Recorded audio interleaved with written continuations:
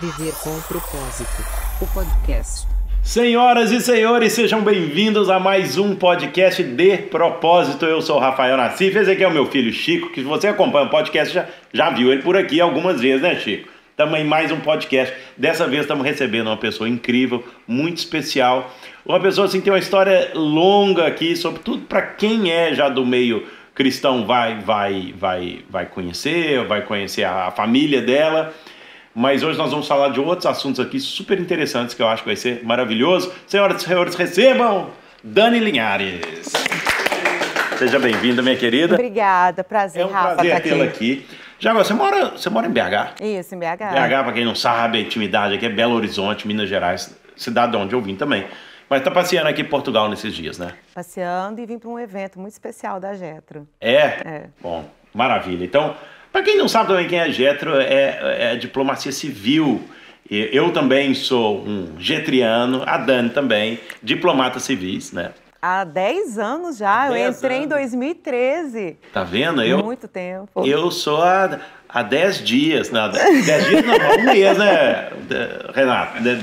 Um mês. Mas vim conhecer só agora, então é incrível esse projeto. Dani, mas vamos lá. Esse podcast aqui, ele tem um nome que ele chama De Propósito. É uma história minha, pessoal, de vida, sobre propósito de vida e etc. Eu gosto de começar aqui os programas perguntando para as pessoas: qual é o seu propósito de vida hoje? Ajudar pessoas. Maravilha. Então, hoje é o seu propósito ajudar pessoas. Olha, tem tudo a ver, eu não combinei com ela, mas eu sempre falo que o propósito de todas as pessoas, na verdade, é ajudar pessoas. Sim. E na verdade, a maneira aonde nós estamos no mundo difere. Cada um ajuda pessoas de uma maneira, mas o propósito nosso deveria ser sempre estar ajudando pessoas. Você vem, seu nome é Dani Linhares, então, para quem, enfim, como eu falei aqui, do meio cristão, a sua família é muito conhecida, sobretudo seu pai, né, ainda é muito conhecido, que fundou uma igreja muito grande lá em Belo Horizonte, que se tornou muito grande, né? Aliás, quando você nasceu, a igreja já existia? Já existia, mas quando eu fui para lá eu tinha 3 anos de idade. 3 anos. É a Igreja Batista do Getsemane, né? Sim, que chama assim, sim. Né? Não, Getsemane. A Igreja Batista Getsemane. É isso. Bom, Igreja Batista Getsemane. E aí você cresceu dentro da igreja, fez tudo lá, e hoje você é a vice-presidente da Igreja Batista Getsemane. Hoje eu sou. Então, boa. Me conta aqui um pouquinho dessa história, assim, como é que você começou, se isso veio natural de você, porque só dando aqui um contexto aqui, né, eu entrei na igreja cristã, né, e hoje eu digo que eu sou cristão, eu nem gosto mais de outras nomenclaturas, não, porque já virou uma confusão aí e tal, eu sou cristão por causa de Cristo, acho que é o único, na verdade, que importa. Depois é evangélico, sei lá, né, batista, presbiteriano, né, entra diferentes coisas. Só que eu conheço muita gente que às vezes vem do seio da igreja que não conseguiu ali muito se segurar, porque é uma pressão muito grande ser filha de pastor, sobretudo um pastor muito reconhecido como é seu pai, né? E muita gente até se perde pelo caminho, né? Como é que foi a sua trajetória nisso aí? Eu fui muito amparada pela minha mãe. Minha mãe é uma mulher muito inteligente, muito bondosa. E ela sempre me ensinou que eu deveria nutrir um amor por Jesus. Porque o medo faz com que a gente não ame tanto, tenha um certo receio. Por exemplo, eu aprendi, acho que é o natural, né, de algumas religiões e natural da nossa, que Deus é fogo consumidor. Aprendi sobre o céu e sobre o inferno. Então eu percebi que eu tinha medo do inferno, eu tinha medo desse Deus consumidor e não nutria um amor por ele que é completamente diferente. É igual quando a gente é criança, o nosso pai fala, não faz isso porque senão você vai apanhar. E a gente vai lá e faz, não é verdade? Então eu senti que eu não tinha amor, eu tinha medo. E comecei a querer nutrir realmente o amor. Porque o amor, ele realmente faz com que a gente evite fazer coisas, porque a gente não quer perder a presença da pessoa amada, querida. Bacana. É realmente assim, é algo insuportável, não é verdade? Fala assim, olha, eu não vou trair a minha mulher, eu não vou fazer nada que vai abalar os meus filhos, porque senão eu vou perder a presença, o amor, o carinho. Eles, né? Exatamente, porque eu amo. Então eu aprendi Você isso. conseguiu crescer dentro da igreja com isso. Mas imagino que enfim, na sua adolescência, vida de pastor é muito difícil, né? Você é pastora hoje, né? Sim, você hoje é pastora, eu sou. Hoje eu sou. E você não tem, sei lá, um final de semana. Tá sempre meio que consumido ali nas atividades da igreja, né? Praticamente todos os dias. Hoje eu não tenho folga. Eu viajo, mas eu viajo a trabalho. Eu vim aqui para a Europa em novembro, eu vim a trabalho, rodando com meu pai. Em 2, 3 anos, essa assim, a primeira semana que eu tô tendo alguns dias para mim. Você tira férias? Não, nós não tiramos férias. E quando tem feriado, aí é que a gente mais trabalha, porque são quando acontecem os eventos na igreja. E seu pai é assim também? Meu pai é 10 vezes pior do que eu, porque eu vou para os eventos, eu trabalho na igreja, mas meu pai faz visita em hospitais, meu pai dá consolo para as pessoas, né, no momento de perda, de familiares, meu pai faz casamentos, meu pai vai em formatura, fora as viagens que ele faz. Cara, mas isso é saudável para o ser humano? Quando a gente gosta, quando está dentro do nosso propósito, é assim. Mas você não tem vontade de ir para Maldivas de vez em quando? Não, todo mundo tem, né, vontade de ir para Maldivas e tudo, mas nesse momento... Nesse momento, não, porque foi algo que eu conquistei e que não foi fácil para mim. Eu realmente cresci na igreja, eu nutri esse amor por Jesus, quando eu entendi que eu não amava, tá? Isso aí foi no meu processo de adolescência. E assim, eu nunca me desviei, mas eu também saí, quis conhecer, claro. Né? Sim. Somos pessoas normais. E aí eu tive as minhas experiências que até então eu não recomendo para ninguém, não teve nada assim demais, mas o ambiente da igreja é muito saudável. É muito bom, principalmente para quem é adolescente, que está num momento ainda de confusão emocional, não sabe o que quer. Então, a igreja é um ambiente muito bom e é o que a gente faz hoje. A gente valoriza muito e proporciona um ambiente bem saudável para os adolescentes e para os jovens. Essa questão da família também, tem sido perdido muito essa questão da família, né? A família nuclear e tal. Eu não digo que não possa haver... enfim, não vou nem entrar em questões aqui... homossexualidade, esse tipo de coisa, não estou falando, mas a família tem sido muito atacada hoje. Tem. É muito difícil hoje no mundo um casal se manter de pé, né, muitos anos, com filhos e tal. E aí nós temos brigas de todos os lados, né, tablets, telefones e etc. E tanta coisa que acontece, né? Agora, imagino, Dani, você como mulher, nós estamos falando no Brasil aí, quando você tem quantos anos que você assumiu meio que uma liderança dentro da igreja? Essa liderança que eu estou agora tem 2 para 3 anos. Eu sempre fui líder de ministérios lá dentro. Fui líder da comunicação. Agora foi uma proporção já grande, que era algo que eu sonhava desde a minha adolescência. E você acha que pelo fato de você ser mulher, você encontrou alguma barreira a mais do que... talvez um homem encontraria para assumir esse tipo de coisa? Eu sou uma improvável. Eu não tinha, assim, como estar nesse cargo hoje se não fosse Deus, se Ele realmente não tivesse me escolhido para isso e eu também não tivesse me preparado. Eu aceitei esse chamado. Então, realmente, é o meu propósito. Eu cresci amando a igreja, amando as pessoas, amando a palavra de Deus. E tudo que eu fazia era para a igreja. Tudo que eu estudei, eu já sonhava com esse momento, com essa posição, mas eu não sabia quando que isso ia acontecer. É muito interessante porque desde quando eu estava na barriga da minha mãe, pessoas chegavam para ela e falavam, olha, essa filha é um presente de Deus. Ela que vai ajudar o seu esposo em tudo. E aí eu sou filha, mulher, filha mais velha. E na tradição da igreja, o correto é um homem assumir a liderança. Isso que é o tradicional. Isso é o tradicional, né? E o meu pai preparou o meu irmão. E o seu irmão é mais velho que você? Não. Ele é o do meio. Ele é o do meio. Mas ele é que foi preparado para poder assumir todo o investimento. E aí, o que aconteceu? Por que não foi ele? Então, ele foi durante um período. Ele foi. Ele se preparou. ele foi para os Estados Unidos, eu brinco, né? Eu falo que meu pai investiu milhares de dólares nele para ele ficar igualzinho meu pai.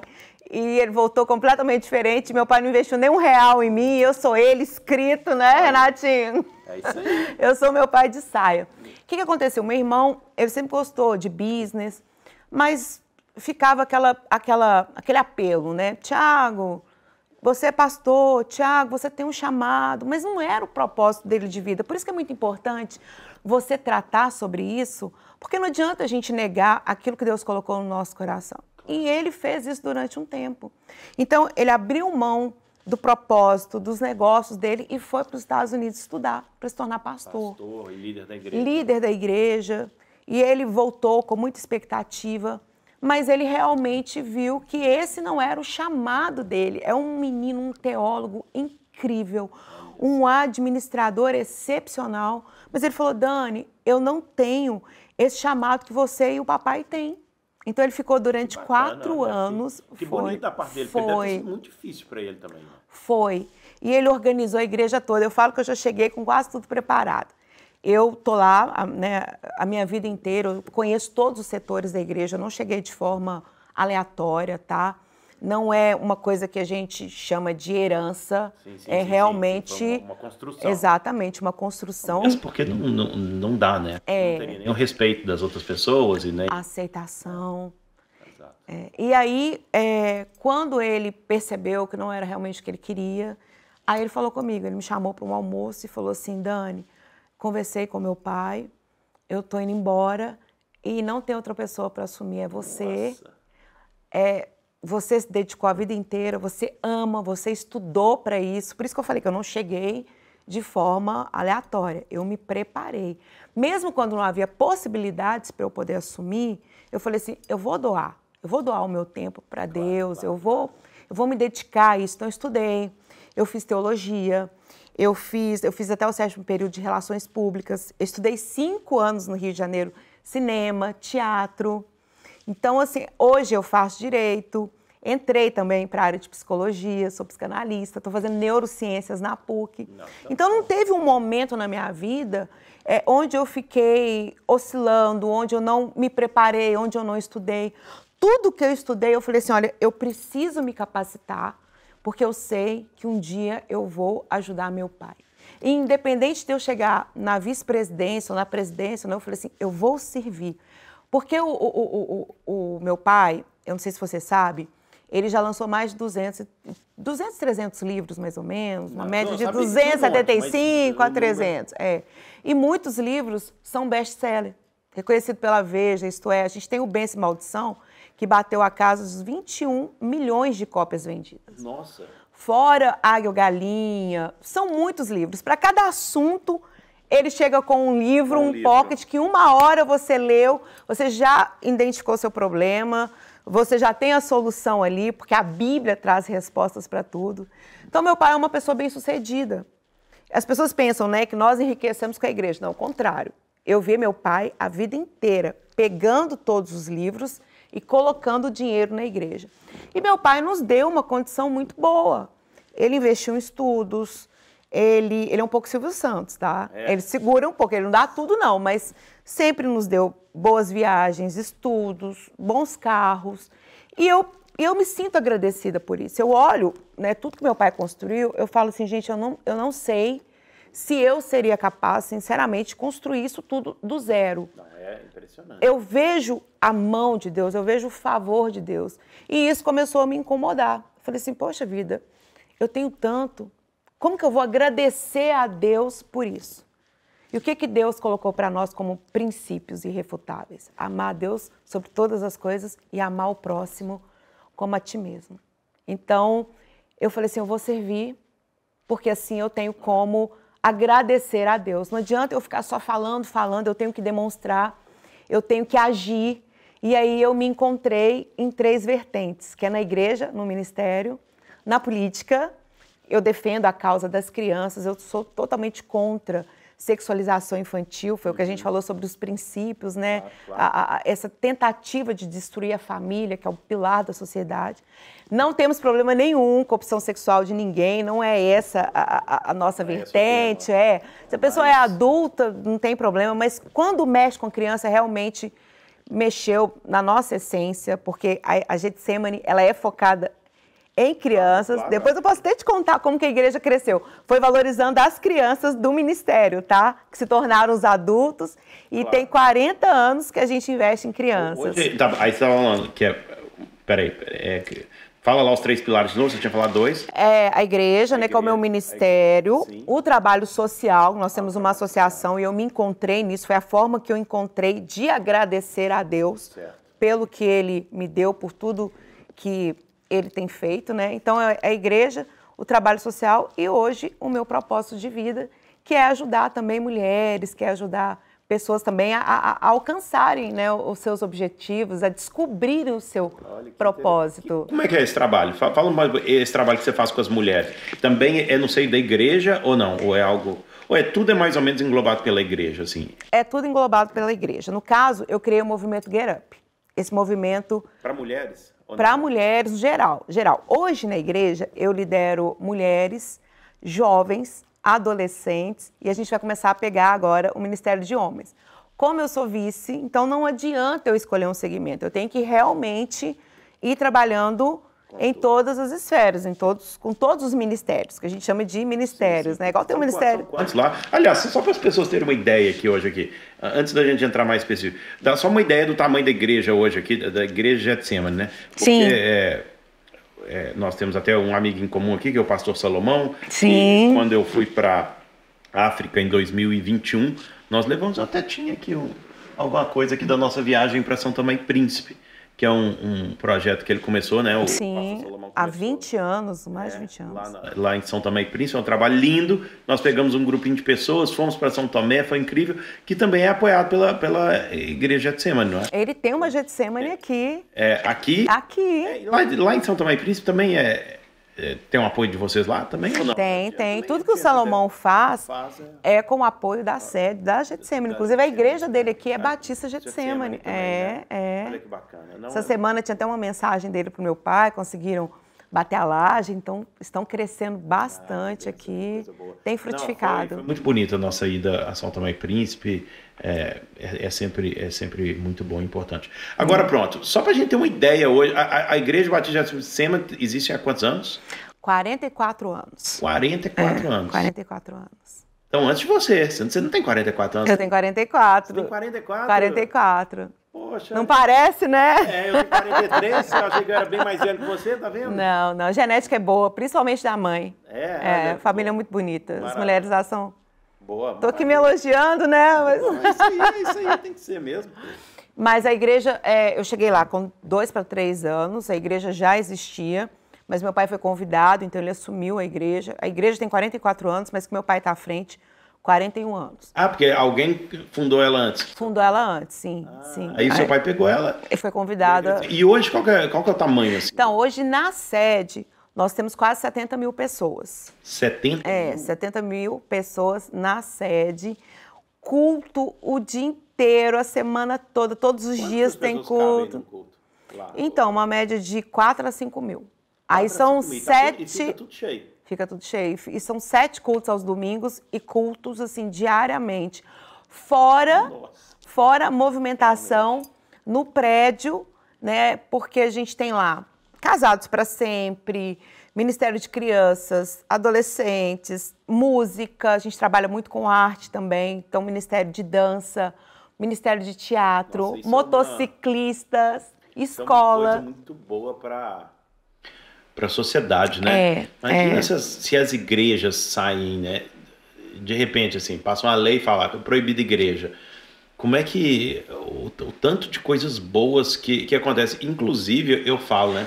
Que, obviamente, as pessoas adoram meter pau, assim, na igreja católica e nos padres que são pedófilos e etc. E existem, obviamente, os casos, né? Como existem casos de pastores e de padres e etc., que fazem mal para crianças ou fazem mal para outras pessoas de forma geral. Só que as pessoas não têm ideia do quanto... Eu vou falar só da igreja católica aqui, que nem é a minha igreja, mas o quanto de trabalho social bom que a própria igreja católica faz ao redor do mundo inteiro. Nesse momento estão a fazer e ninguém vai lá e faz. Olha só que coisa boa que está acontecendo aqui, que eles estão fazendo, que estão tirando gente da rua, que estão dando uma casa, que estão dando alimentação e etc. E também é isso, né? Eu acho que as pessoas não têm a mínima ideia o quanto que, e no caso é uma igreja, né? Existem outras, mas o quanto que a Igreja Batista de Getsemane tem um impacto tão profundo na sociedade, ajudando jovens, crianças, adolescentes. Quantas famílias desestruturadas devem ter lá, que talvez encontrem um conforto ali dentro, né, uma paz e tal. Agora, então, você que trabalha, e você trabalha diretamente com esse trabalho, digamos, humanitário assim também. Sim, sim. O que acontece? A igreja é um agente social. Na pandemia, por exemplo, o que nós recebemos de pessoas lá foram muitas cestas básicas doadas. Pessoas que queriam se matar, famílias que estavam sendo destruídas com aquele confinamento. Então a igreja realmente não pode fechar. Muitas denúncias, antes das pessoas procurarem as autoridades, sabiam que eles procuram a gente? A igreja, né? Procuram os pastores, claro. As pastoras. Inclusive, eu, por ser mulher, denuncio pastores e padres que cometem abuso, que cometem infração. Então esse trabalho nosso, ele é muito sério. Inclusive em Belo Horizonte hoje, eu não posso andar sozinha. Eu preciso andar com segurança armado. É mesmo? Porque eu comprei realmente uma briga em favor das mulheres e das crianças. E os homens, os pastores, graças a Deus, eles estão bem conscientes, assim, sabe? Uma briga em que sentido, assim? Porque eu denunciei pastores que cometeram abuso. É sério? Eu levei essas mulheres, nós denunciamos, fizemos todo o processo, né, dentro da lei, porque é assim que tem que ser feito. E aí, essas pessoas hoje estão respondendo e houve uma diminuição significativa dentro das igrejas, porque isso teve repercussão no Brasil inteiro. Isso foi noticiado em todos os veículos de comunicação. Globo noticiou, Band, Record, saiu nos principais jornais. Então, as pessoas estão mais... vêm até você até hoje para pedir ajuda, pedir auxílio. Não só mulheres, como crianças, adolescentes. A gente faz um trabalho muito forte lá, muito grande em Minas Gerais e que está repercutindo no Brasil inteiro. Exatamente, mas a igreja já cresceu para outros estados, até para outros países, está aqui em Portugal, inclusive. Sim. Hoje, nós estamos bem centralizados no estado de Minas. Certo. São 70, 80 igrejas. E essas igrejas, elas não são igrejas parceiras, são igrejas que realmente nasceram da Getsemane. Então, a gente compra o templo, a gente participa, né, do nascimento da igreja, porque a igreja não se abre, uma igreja se nasce, né? Então, a gente participa de todo o processo, desde o nascimento da igreja, acompanhamento, como também da construção, da compra do lote. Meu pai ampara os pastores. Então, esse trabalho em Minas, ele está muito bem cuidado. Meu pai pensa, não adianta crescer para o Brasil se em Minas os pastores não estiverem sendo verdadeiramente amparados, né? Claro. Então, existe essa preocupação, a princípio eu acho bem válido, de ficar em Minas Gerais. A gente tem aqui, algumas outras igrejas espalhadas. Mas o foco ali, é fazer uma diferença profunda ali. No nosso ambiente, no nosso estado. Claro, nossa, bonito mesmo. E quais foram um dos casos, assim, mais... Você tem alguma história, assim, emblemática que já passou por você? Aliás, deve ter várias, né? Mas, assim, que te marcou de alguma forma particular, assim, de alguém, de alguma pessoa? Não precisa falar o nome da pessoa, obviamente, mas, assim, de uma família que vocês ajudaram a reconstruir, alguma coisa. Enfim, como são várias coisas que acontecem, talvez seja difícil, mas você tem alguma coisa que te chamou, assim, a atenção? Então, eu tenho, sim. Eu tenho de uma criança que ela é deficiente visual e com aspecto autista. Nossa. Realmente, assim, a mãe é uma mãe que precisou, né, se divorciar. O pai não deu conta de cuidar dessa criança, ele não tinha, né, o preparo emocional devido. E essa mãe assumiu essa maternidade e essa paternidade. E essa criança, ela não fala, né, até hoje. Você vê que ela já tem dificuldades para poder enxergar. é uma criança que dá um certo trabalho. A mãe, ela não tem vida, a mãe não namora, Nossa. a mãe não sai. A criança, para piorar, até hoje ela tem intolerância à roupa. Então, Intolerância à roupa? Intolerância à roupa. A criança não Nossa. consegue ficar vestida. Nossa, gente. E, assim, todos se afastaram dela. Porque ela não pode ir num evento familiar, ela... Nossa, todo lugar teu que ela filho é vai... autista e quase cego, basicamente. Não, ele é cego. Ele é cego deficiente, completamente. Exatamente. Total. Total. Nossa. Então, quando ela era convidada, a criança, obviamente, ia junto. E os familiares não tinham paciência, porque a criança é uma criança inquieta, é uma criança muito agitada. E ela foi denunciada. Porque como a criança é muito agitada, a gente acredita que incomodou os vizinhos. E isso me marcou muito, mexeu muito comigo. Nós tivemos que entrar com suporte financeiro, tivemos que entrar com advogado, ampará-la de todas as formas. E em todo tempo ela dizia assim, ela estava chorando, né, porque teve uma ameaça de perder a guarda da criança, enfim, porque ela foi acusada de maus tratos, porque ela dormiu, ela caiu num sono profundo, maus tratos não, minto, abandono de incapaz. A criança abriu a porta, a gente não sabe como, e saiu sem roupa, e encontraram a criança vagando pelo prédio. Então, falaram que ela poderia perder a guarda dessa criança. E ela chorava muito. E ela falou assim, eu não posso perder a guarda do meu filho. O filho tem pai, o pai está em outro estado. Mas o tempo todo ela falava assim, ele é o amor da minha vida. Não importa o trabalho que ele dá. Não importa se ele não fala, se ele não enxerga, se ele é agitado, se ele não fica em lugar nenhum. Ele é o amor da minha vida. Nossa, que Isso lindo. mexeu comigo. Porque ali eu vi um amor de mãe, um amor de pai, eu vi renúncia, eu vi entrega. Ela tem 29 anos, Rafa. Nossa. 29 anos. O que uma menina, uma mulher de 29 anos espera da vida? Casar, ter filhos, ser uma profissional bem-sucedida. Ela não pode trabalhar.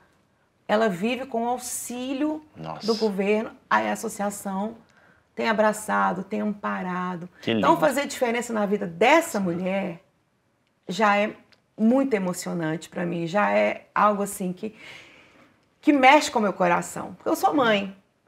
Você também é pai. Então, é um amor inexplicável, não é verdade? Nossa. Nasceu, a minha filha na hora nasceu uma mãe. Exatamente. Não tem, acho que amor maior, né? Do ser humano de poder, né, cuidar dos seus filhos e de querer que tudo dê certo para eles, né? São diversas histórias assim. E a marca que nós deixamos através da igreja, através do ministério, através desse trabalho social é muito grande. Porque a gente não alcança, não é só um pai, uma mãe, é uma família inteira. São muitas pessoas que chegam lá sem esperança, que chegam desestruturadas, mas quando entra a palavra de Jesus com amor, esse amor demonstrado presencialmente, muda a vida das pessoas. Um abraço, transforma vidas. Às vezes a gente chega para a pessoa está lá orando, a gente chega e dá um abraço, que a pessoa se joga, a pessoa se entrega, e a pessoa fala assim, eu precisava era disso, eu estou saindo daqui curado. É impressionante, né? É impressionante. E às vezes a gente, nessa sociedade nossa tão corrida, tão cheia de coisa, tão cheio de afazeres, e às vezes a gente esquece, né? Às vezes a igreja pode ter 70 mil, pode ter 5 mil pessoas num culto, mas apesar de estar 5 mil pessoas, pode ter um monte de gente ali que está completamente sozinha, né?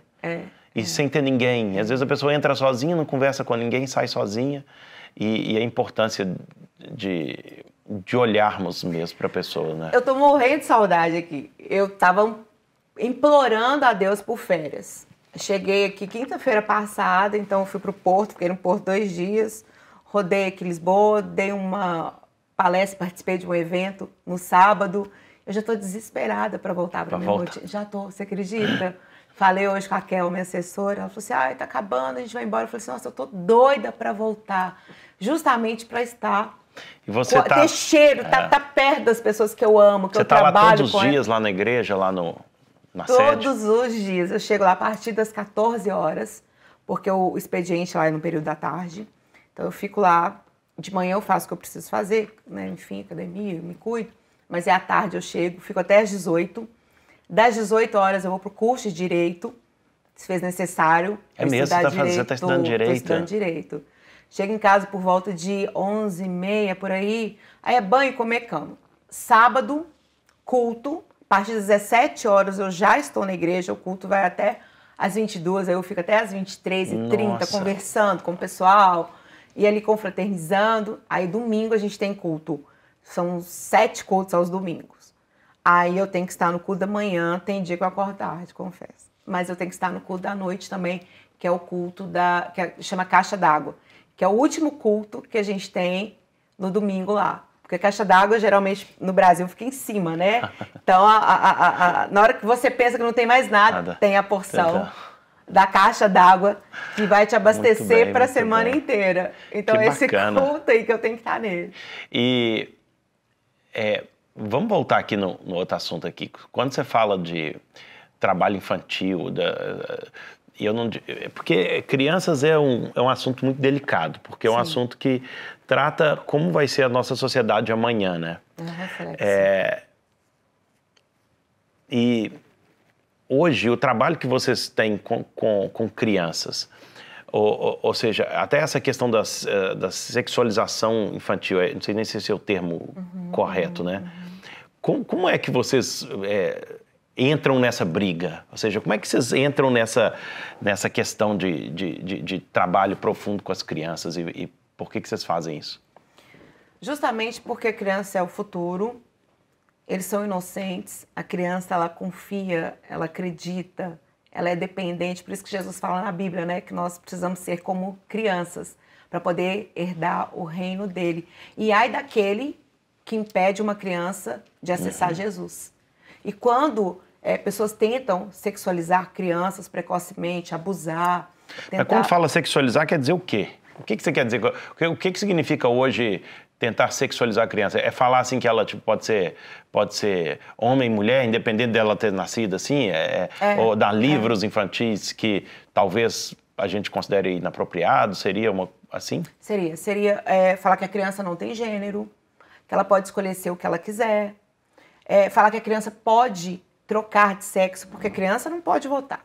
A criança não pode dirigir. Como que a criança pode, a partir dos seus 5, 6 anos, já pensar em mudança de sexo?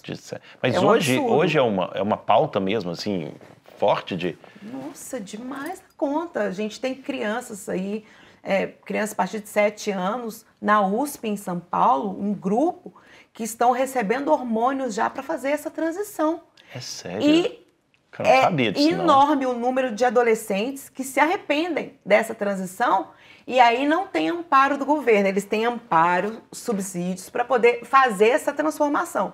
Mas quando querem reverter, que às vezes é bem difícil, porque muitos já mudaram o corpo, meninas já tiraram o seio, não tem apoio do governo. Não, mas então, que loucura isso, mas com crianças, 5, 6, 7 anos, mudando de sexo assim. Sim, até entendo, a pessoa é adulta, vai lá e faz o que ela quiser. Já recebendo hormônios para que o crescimento natural ele seja mudado de rumo. Então a menina já começa a receber hormônio masculino, porque já vai mudando o corpo, já começa a nascer pelos, os meninos já vão recebendo hormônio feminino. Tem um grupo na USP, é uma coisa assim... diabólica, terrível, que está acontecendo. Cara, então eles fazem amostras... Eu queria até de curiosidade saber se aqui em Portugal já existe isso. Ah, Alfredo, já ouviu falar nisso? Não. Também nunca ouvi falar, assim, de tão cedo assim. Depois, mesmo adolescentes, né? O adolescente tomar uma decisão dessa... É muito precoce. Nessa altura da vida que você está viajando, você está querendo experimentar coisas novas, você está... Pessoa... E de repente, porque a troca de sexo é uma coisa, é uma decisão irreversível, né? É irreversível, uma vez que você faz... você pode até tentar voltar depois, mas não tem, esquece. Sim, a cabeça da pessoa fica toda... Exatamente, a cabeça fica totalmente bagunçada. Por quê? A criança ela não pode pular etapas, não pode pular fase. E o adolescente, ele está num momento onde os neurônios dele estão assim... ainda, né, os hormônios estão ainda em vamos dizer assim... Tá lá aos saltos, explodindo, tá lá fazendo a festa ali dentro, né? o córtex pré-frontal ainda não está totalmente preparado, que é onde concentram as emoções. Então, o adolescente ele é corajoso, o adolescente... Decisões de longo prazo. Exatamente. Então, o adolescente ele tem tendência a mudar de opinião muito fácil. Sim. Então, se ele sofre esse processo, as chances de se arrepender, elas são muito grandes. De gerar Dá um problemaço é muito grande. Porque mexer na identidade da pessoa é algo muito sério. A pessoa sem identidade, ela fica perdida, ela não sabe quem ela é, ela não sabe para onde que ela vai, o que ela vai fazer na vida, perde-se o propósito. Por isso que muitos adolescentes estão se arrependendo, mas a mídia não mostra mas isso. a mídia não vai mostrar dessas pessoas. Agora, a igreja deve tomar muita porrada por causa disso, né? Toma bastante. Porque eu acho que aí depois confunde-se uma coisa. Eu acho, né? Enfim, eu nunca falei isso também porque nunca veio esse assunto em pauta, porque também não é uma coisa que a gente... Vocês não têm muito acesso a isso aqui, né? Eu não vejo muito isso aqui, né? Eu fui só te cortando assim um minutinho, perdão. Eu fui na marcha LGBT aqui. Eu estava aqui em Portugal, falei assim, vamos lá, peguei minha assessora. Falei, vamos dar uma olhadinha, o que está acontecendo? Vi, né, observamos e tudo, vi, né, o comportamento, vi as frases e tal. E aí uma coisa que eu notei, que é bem diferente do Brasil, que a gente pode dizer que é positiva, que eu não vi crianças aqui. Eu não vi crianças sofrendo esse assédio, esse envolvimento. Porque no Brasil hoje até a mostra cultural eles estão envolvendo crianças vendo e tocando em homens e mulheres nus. Aqui eu não vi isso, eu achei muito interessante. Mas você viu pessoas nuas aqui assim, não? Não. Isso não, eu imaginei. Não. Mas no Brasil tem? No Brasil tem. Na marcha, o pessoal fica peladão assim andando. Foi crianças no meio. Inclusive um cartaz que viralizou muito foi uma criança segurando assim o cartaz com os dizeres. Existe criança trans? Não existe criança trans. Criança é criança. Então, na igreja, a gente faz esse trabalho de conscientização muito forte. Menino é menina, menino é menino e menina é menina. E Deus nunca erra. Deus não errou em ter criado menino e menina. Aí até entra num papo bem mais também complicado, assim, de... Cara, eu acredito que menina é menino, menina é menina. Eu acredito que depois, quando é adulto... Pessoa com sã consciência faz o que quiser. Acredito que um casal homossexual pode eventualmente ter filhos, não vai ter de forma natural, mas podem adotar e etc. Tudo bem. Agora, realmente, colocar isso para a criança desde cedo... a nossa pauta é essa. É uma coisa muito pesada, assim, já. Até para a cabecinha da criança, eu acho que ela não tem condições sociais, emocionais para tomar esse tipo de decisão. Mas, ok, vamos lá... Partir, isso aí é porque me chamou a atenção, porque não é uma coisa que até que eu converso muito, eu falo muito, porque não aparece assim, muito. Agora, a parte hoje, social hoje, que você está envolvida, por exemplo, lá a igreja hoje tem um centro enorme para receber pessoas, né? Assim, digamos, um clube, hotel e etc. e tal. E aí, o que vocês desenvolvem, assim, o que vocês fazem lá e de que forma? A gente tem a Sede Campestre, Getsemane, que é um clube. Esse clube ele é feito para os membros da igreja. Eles não pagam absolutamente nada.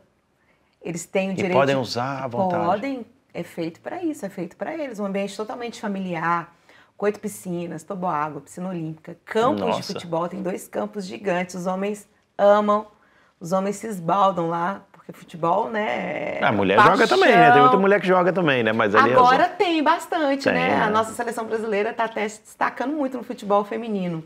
O futebol feminino está crescendo. Agora, vou te ser sincero, viu? Agora, a galera pode meter pau em mim. Agora, a pior coisa que tem no mundo é assistir jogo de futebol feminino, viu? Não, sério. Não me venham falar que futebol feminino é bom, não, que não é não. Agora, mulher pode jogar futebol e tá tranquilo. Como também tem muito esporte que não dá para homem jogar. E tem um esporte que é mulher que joga e joga muito e faz muito melhor que homem, né? Não, é porque hoje em dia tem essa coisa de que todo mundo pode fazer de tudo, e não é. E outro dia eu vi umas mulheres feministas e outra mulher respondendo, falando assim, a gente não precisa dos homens para nada. Aí a outra falou assim, não precisamos, quem é que vai consertar as coisas na sua casa? Exatamente. Vai trocar o pneu do seu carro, não sei o quê. Então, assim, a gente tem que deixar as coisas serem como são, ou seja, e assumir. Agora, obviamente, isso é uma brincadeira. A mulher, obviamente, pode jogar futebol, pode jogar basquetebol, pode jogar qualquer coisa e fazer tudo. Agora, que não é bom de ver, não é bom, não. Porque as mulheres goleiras, se uma mulher goleira, deixa passar qualquer... Mas deixa eu te falar uma coisa. Quando teve, né, aquele fiasco, Brasil e Alemanha... Que eu tava no Mineirão. Eu também tava lá, eu tava lá. O silêncio, né? O Brasil... Gente, podia... 7-1. Caiu uma agulha. Não, foi a coisa mais incrível. Foi, assim, nunca vi uma coisa daquela. Todo mundo mudo, né? Na hora que você piscava, já era gol, e o placar só aumentando. Meu pai me ligou na hora e falou assim, vem pra igreja. vem pra igreja orar, porque não tá bom acabando. aí. Não, aí depois daquele fiasco, o futebol feminino no Brasil, ele cresceu, né? Cresceu. Então hoje, quando tem o futebol da seleção feminina lá no Mineirão, fica lotado, tá? Os ingressos são disputadíssimos. Sério? Aí, ó, sério. Que bom. Não, e nos países, Estados Unidos já tem uma tradição, acho que grande, acho que países nórdicos, né? Não tinha aquela, era a Marta? A Marta, que era a melhor jogadora do mundo, jogava na Suécia, eu acho, não era? Eu acho que era isso, jogava na Suécia, então aí existe realmente uma tradição e tal. Você falou aí dessa questão das mulheres. Agora, rapidinho, uma coisa importante, a família Linhares é atleticana ou cruzeirense? Então, ou não pode falar? Então, publicamente. Pode. Eu sou cruzeirense e eu herdei a tradição da família da minha mãe. Minha bisavó era cruzeirense. Seu pai é o quê? Meu pai vira folha, tá? Não existe vira-folha, não. Seu pai é o quê? Então, quando eu nasci, né, dele e cresci durante um período, ele era cruzeirense. Não existe, não. Era. Ele falou que não, que foi só um momento, mas que ele sempre foi atleticano. Não, então seu pai é atleticano, é isso que importa, é isso que importa. Você quer, né? Tá vendo? Mas eu tô contando aqui a verdade. Aí a minha bisavó era cruzeirense, ela tinha uma pensão no bairro Cachoeirinha, e ela tinha uns quadros, sabe? E eu ficava apaixonada vendo aquilo. Não sei porquê, mas eu ficava. E aí a minha avó cruzeirense, minha mãe cruzeirense, eu cruzeirense, falei com a minha filha, ela pode ser o que ela quiser na vida, menos atleticana. Ela é cruzeirense. Que é isso? Tá de brincadeira. É uma coisa celestial, sabe? Celestial, isso aí, uma vai coisa... lá. Azul é maravilhoso, né? Azul é minha cor predileta. Isso. Não, eu já fui, eu confesso, já fui mais atleticano. Hoje em dia, eu saí do Brasil com 19 anos, tem 43, imagina. Você viu a arena que eles estão construindo lá? Claro. Muito bonita. Tá vendo? Tá muito bonita. Tá muito bonita. A arena. Antigamente a gente brincava, né? A gente falava que o Galo não tinha dinheiro pra pagar as contas. Tá vendo? Agora construiu estádio e tudo, hein? Vira a volta, né? É assim a vida. É assim a vida. Eles galão da massa, galão da massa. É uma das maiores torcidas, né? Acho que tem a do Flamengo, depois é a do Corinthians, não é a maior, tá mais apaixonada com certeza, né? E mais chata também, não é? Você que é cruzeirense, atleticano é chato, né? Mas eu acho legal ver isso, sabe? Porque é cultura, assim, esporte, né? E isso traz prazer pro mineiro, né? Pro Belo Horizontino. A gente não tem muita opção. Você não é de tem BH praia. mesmo, né? Sou. Tem jogador lá na igreja? Vários. Tem vários jogadores lá? Tem vários jogadores lá na igreja. Quem é mais conhecido, assim, que eu... o Fábio. O Fábio goleiro? Mas agora ele mudou pro Rio, né? Acho que... Mas continua sendo membro. Continua lá. O Tafarel. Tafarel? Tafarel frequentava lá. Até hoje meu pai fala, né, que ele dá dízimo, ele não mora lá, mas ele manda o dízimo fiel. Giovanni, me ajuda a lembrar aí, Tafarel gente. O Ceará do Cruzeiro. Lembra na época ter muita gente, né?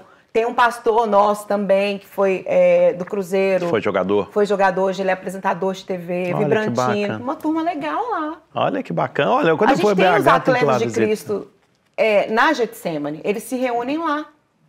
Ah, sei. Toda segunda-feira. Olha, que bom, hein? Motociclistas, como eu te falei, a Getsemane é uma igreja família. Né? Então a gente abraça... consegue ser família, assim, mesmo tendo 70 mil membros, consegue ainda ter isso? Porque a gente trabalha essa questão já desde o berço. A criança, ela é consagrada na igreja. Para você hoje consagrar a sua criança num culto de Getsemane, tem fila de espera.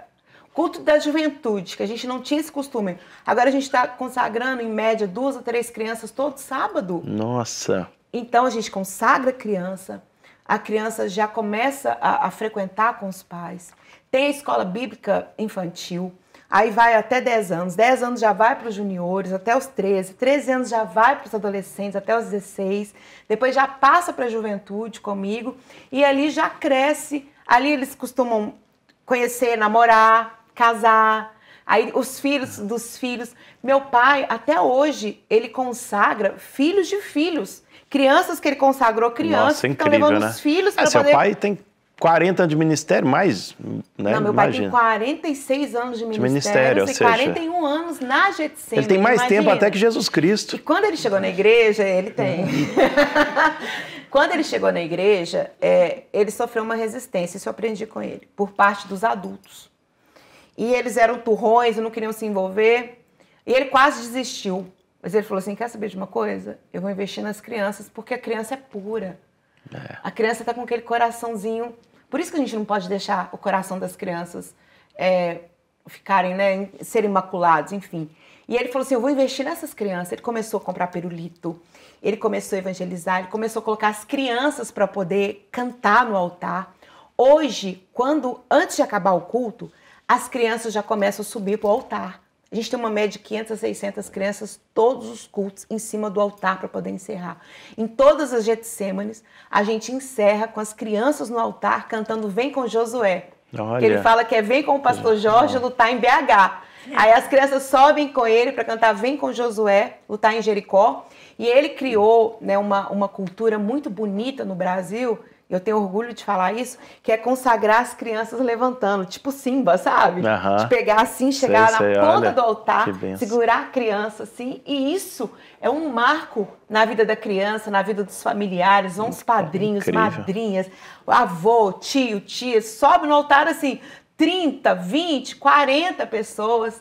Então aquilo marca profundamente a família. E as crianças crescem lá e ali elas fazem praticamente tudo, porque tem escola, a gente tem universidade, a gente tem o curso de teologia, são 5 escolas já, olha como que está crescendo o Colégio Batista Getsemane. Agora ele construiu uma praça de alimentação. É um estacionamento para 500 carros, aí são 2 andares de estacionamento, então você para o seu carro no estacionamento, você sobe, você já sai numa praça de alimentação. Aí tem lá sushi, inclusive o sushi é do jogador Euler, filho do vento. Olha, o Euler, nossa, claro. Assim, um sushi maravilhoso, um salmão. Ele tem um restaurante lá em BH tem 2 e um é na Getsemane, nesse espaço que a gente tem, que é uma construção em frente à igreja, atravessa a rua, a gente chama de Jet Park. Um sushi, um salmão fresquíssimo, um atum trufado, maravilhoso. Hambúrguer Dan, tá quase a hora do almoço, você tá me dando muita fome aqui falando dessas coisas. Aí tem lanchonete, tem chocolateria, tem café, tem hambúrguer artesanal, tem lojinhas, tem salão de beleza, eu me arrumo lá. Então a gente faz tudo ali na igreja. Dani, eu tô impressionado com uma coisa aqui. Eu tô conversando com você lá, aqui. Agora? Tem quanto tempo você não vai lá? Ah, tem muito tempo. Não. Você estava no Brasil semana passada. Quando que você vai? Não, eu estava no Brasil e São Paulo só. Não, mas aí para descer para Minas é um minuto, é um pulinho, né? Pois é, 50 minutos. É. Bora?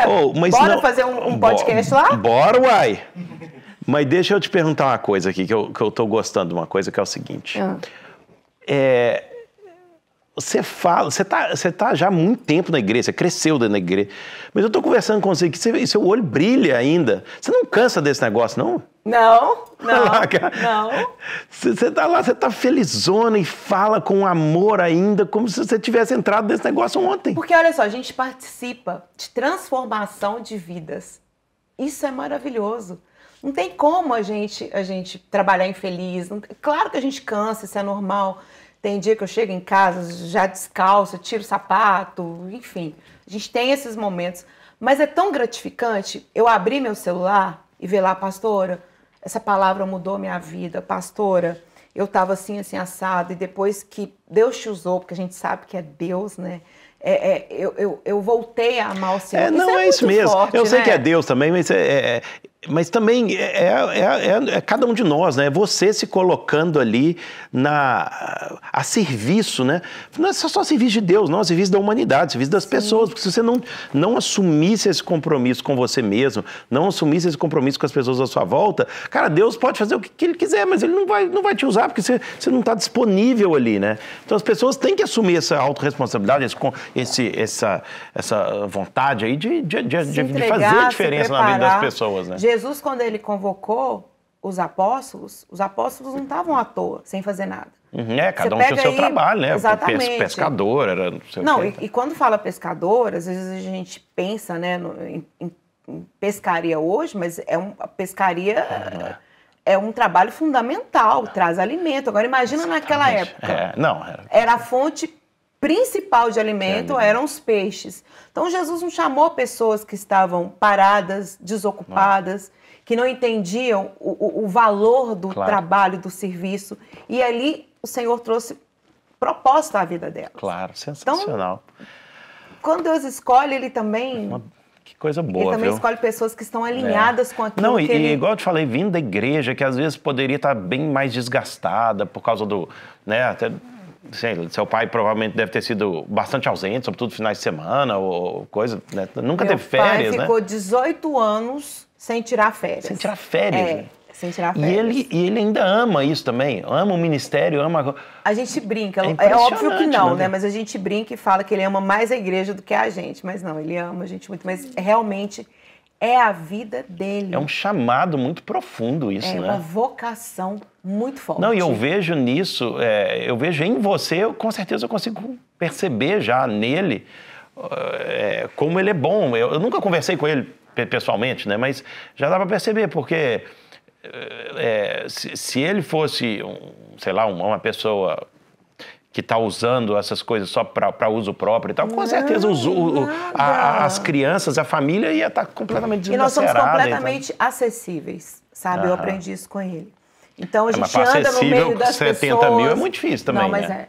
andamos no meio das pessoas, a gente toca nas pessoas, não existe assim protocolo para poder marcar uma reunião com a gente. Pelo contrário, se a gente não pode, a gente tem pastores, mas a gente está por dentro do que está acontecendo, a gente atende, a gente tem um canal de comunicação aberto. No culto mesmo, todo mundo tem acesso a gente. Não existe isso de distanciamento, não. Pelo contrário. Que bonito. Se você chegar lá na igreja, a gente estiver disponível, você vai entrar, você vai conversar, você vai receber uma oração. E o seu pai também tem que andar segurança armada e tudo mais? Não. Isso é mais você, pelo trabalho que você fez de denúncia De denúncia, de pauta, né? Enfim, é uma bandeira política que eu levanto. Então, eu dou palestras, eu estou bem... Meu pai defende a família, obviamente, muito forte, mas eu sou mais ativista política. Dani, então... mas se você pudesse hoje, a gente já está terminando aqui, mas se você pudesse hoje, assim, estalar o seu dedo e resolver uma questão no mundo, uma coisa assim, o que seria, assim?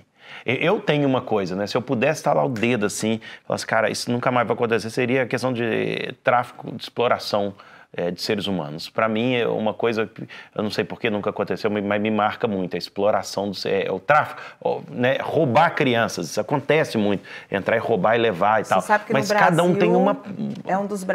no Brasil é um dos países onde isso mais acontece, né? Não, você sabia disso? Não sabia, não. É porque lá em cima, nas regiões ribeirinhas, é rota. É rota. É rota. De tráfico, então, né? dali, o que acontece? Dali, escoam crianças para a Europa, para a Ásia, para os Estados Unidos.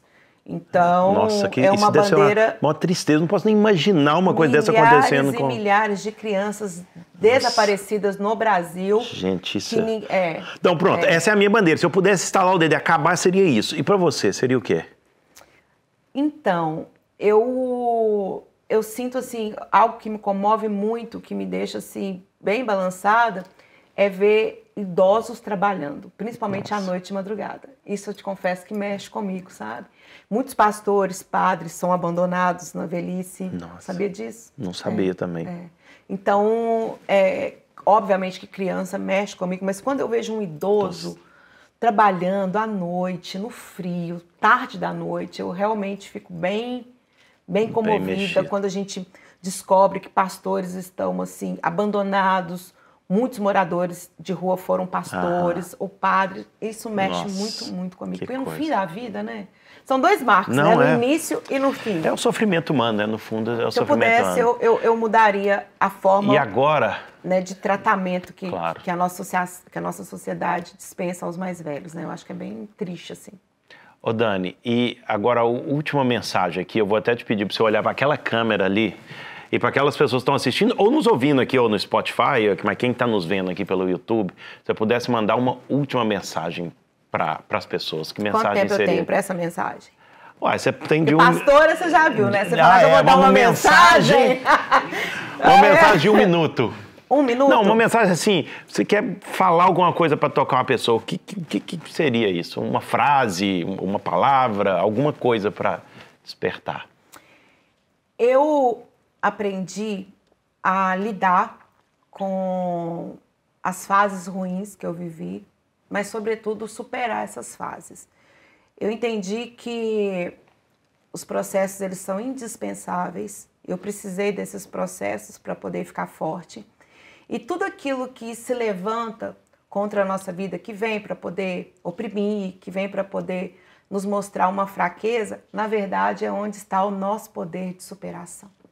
Então você que está nos assistindo agora, que está se sentindo uma pessoa incapaz, não consegue realizar seus sonhos, se você é uma pessoa que está com problemas com dívidas, uma pessoa que está com problemas com depressão, saiba que você pode reverter essa situação na sua vida. Se você está com dívidas, existe como você ser um empreendedor. Basta você canalizar isso muito bem. Se você está sofrendo com depressão, você tem o poder, o dom de reverter isso através da alegria. Aonde está a nossa fraqueza, na verdade, é aonde nós temos força para poder superar e vencer. Por isso, não deixe de sonhar, não deixe de acreditar em você, em correr atrás dos seus sonhos, acreditar em Deus, porque Ele abre portas, Ele faz o impossível acontecer. Se prepare e bora para a vida. Desistir não é opção. Se envolva com pessoas que vão te ajudar no seu propósito, com pessoas que têm princípios, pessoas que estão correndo atrás. Confie em Deus, preserve princípios, valores imutáveis, a lei da semeadura, por exemplo, e se relacione com pessoas sábias. Que Deus te abençoe. Sensacional, Dani. Muito obrigado. Obrigado por ter vindo aí, obrigado por essa conversa. Eu vou te falar que eu ficaria aqui mais um tempão aqui conversando. Obrigado. Agradecer aqui ao nosso amigo em comum, Renato Freire, presidente da Getra Internacional. A Diplomacia Civil, agradecer aí ao seu pai também por ter começado esse movimento, a você por ter a coragem de assumir esse movimento, de ir à frente e de lutar por aquilo que você acredita, viu? Que Deus te abençoe e te dê muitos anos de vida e muita força para você ir mesmo e levantar essa bandeira aí da justiça social, né? E continuar sendo essa luz aí no mundo. Eu que te agradeço, Rafa, pela oportunidade, por me receber aqui, escutar um pouquinho da minha história, muita coisa para contar. E te espero lá em BH, né? Para você poder ver tudo isso que eu falei e nos ajudar, porque eu sei que você tem um projeto maravilhoso, uma história linda, livros, né, que eu quero ler. Então, eu te agradeço. Um prazer estar aqui, viu? Obrigado. Um beijo, muito obrigado. Pessoal, abraço, obrigado. Partilha esse conteúdo, dá o like, se inscreva aqui no canal, manda para quem você acha que vai fazer realmente diferença na vida dessa pessoa, porque eu tenho certeza que mensagens assim tocam os nossos corações, certamente fez diferença na minha vida aqui hoje, espero que tenha feito na sua também. Beijo no coração e até a próxima. Valeu! Viver com propósito, o podcast.